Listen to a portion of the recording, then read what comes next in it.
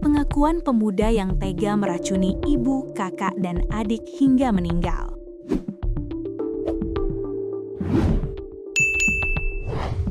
Pengakuan anak tengah berinisial AS, 22 tahun, yang tega meracuni keluarganya hingga meninggal di Warakas, Jakarta Utara. Ia rupanya sengaja meracuni ibu, kakak, dan adiknya sendiri. Imbas aksi nekatnya itu, sang ibu berinisial SS, 55 tahun, dan dua saudaranya berinisial AF, 27, dan AD, 14, tewas pada Januari 2026. Kasat Reskrim Polres Metro Jakarta Utara, AKBP Onkoseno Grandiarso Sukahar, mengungkapkan tersangka AS mengaku dengan sengaja meracuni satu keluarganya. Dari hasil pemeriksaan kami, motivasi dari pelaku adalah dendam kepada keluarganya, karena merasa diperlakukan berbeda dan sering dimarahi oleh ibunya, kata Onkoseno saat sesi jumpa pers di Polres Metro Jakarta Utara. Dikutip dari Kompas, Jumat, 6 Februari 2026. Onkoseno mengatakan, tersangka membeli racun tikus kemudian mencampurkannya ke teh di dalam panci. Hal ini dikonfirmasi oleh Kepala Urusan Subbit Toksikologi Puslap 4 Bareskrim Polri, Azhar Darlan, yang menemukan zat beracun di tubuh para korban.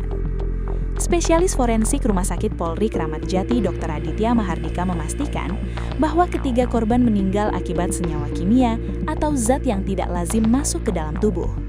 Dari kesimpulan pemeriksaan 3 jenazah tersebut, didapatkan sebab kematian akibat senyawa kimia atau zat yang tidak lazim masuk ke dalam tubuh, yang melebihi batas toleransi dalam tubuh, yang mengakibatkan korban tersebut mati lemas, tambah dia. Dikatakan Kapolres Metro Jakarta Utara, Kombes Polisi Erik Van Ries saat sesi jumpa pers di Polres Metro Jakarta Utara. Pelaku melancarkan aksi dalam 2 tahap. Jadi ada 2 proses yang dilakukan oleh pelaku. Yang pertama yaitu membuat korban pingsan dengan racun tertentu, dengan metode tertentu, jelasnya.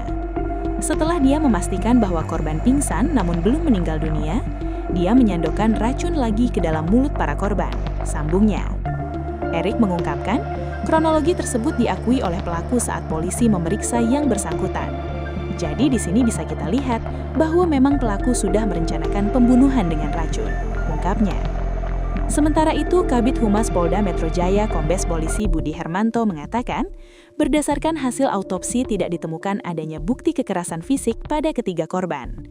Untuk pemeriksaan luar, tidak ditemukan ada tanda-tanda kekerasan, tapi melalui visum pemeriksaan dalam, ditemukan akibat kematian senyawa kimia yang masuk ke dalam tubuh di luar dari ambang batas, kata Budi dalam kesempatan yang sama.